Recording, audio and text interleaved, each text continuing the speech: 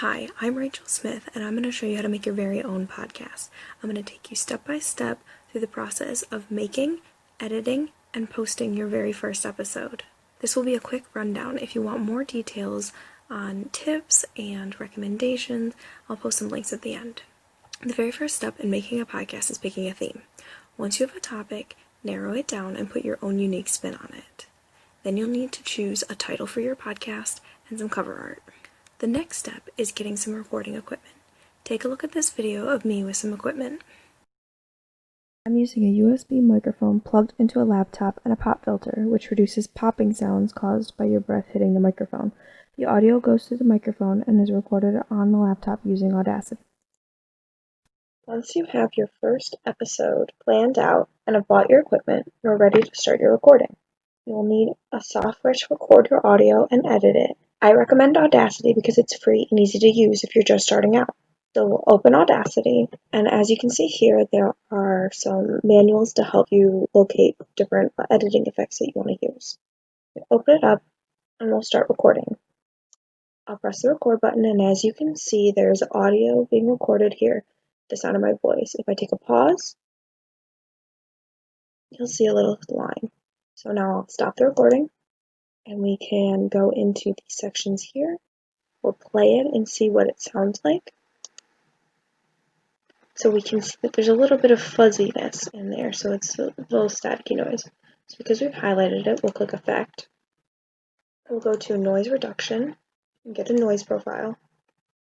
We'll go back to Noise Reduction and press OK. So now when we play the same section again, we'll hear where it goes quiet. Now, if we want to cut out this long pause because we don't want it dead air in the middle, we'll press the cut button here, and now it's gone. If we want to silence an area, especially when we have other microphones being recorded, we click this button here, which will silence it. So now instead of there being a voice there, it's just quiet. Here, let's listen. Okay, so we have two tracks here because the sound is being recorded in stereo, so we see right here.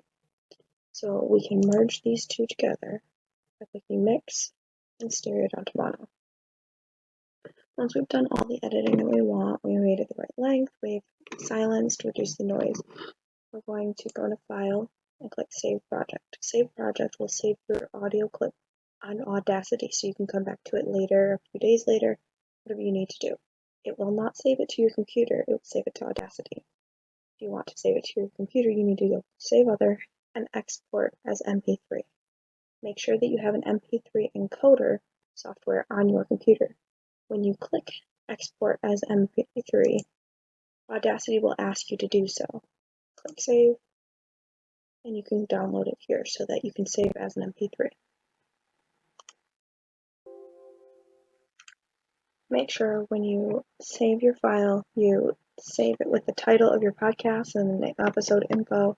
Make sure you edit all your metadata so that it's easier for you to find it later. Now you need a host site for your podcast. So you want a blogging website like Blogger or WordPress in which you can create a blog and upload all of your episodes, as this podcast does here.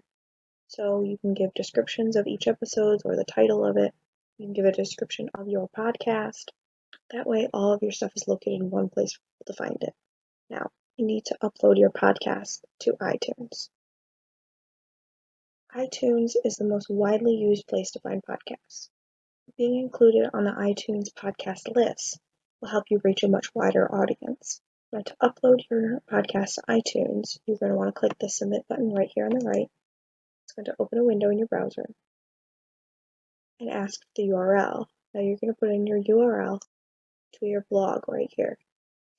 It'll take 2 days to 2 weeks, and you will find yourself on the list. And this way people can access all of your episodes like free in iTunes.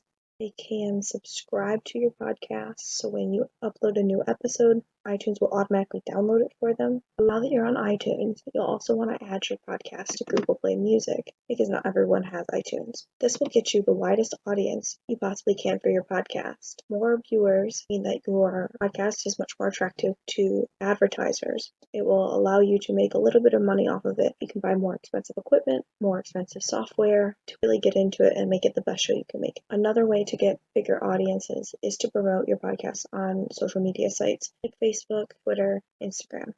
Now you finished your first podcast episode.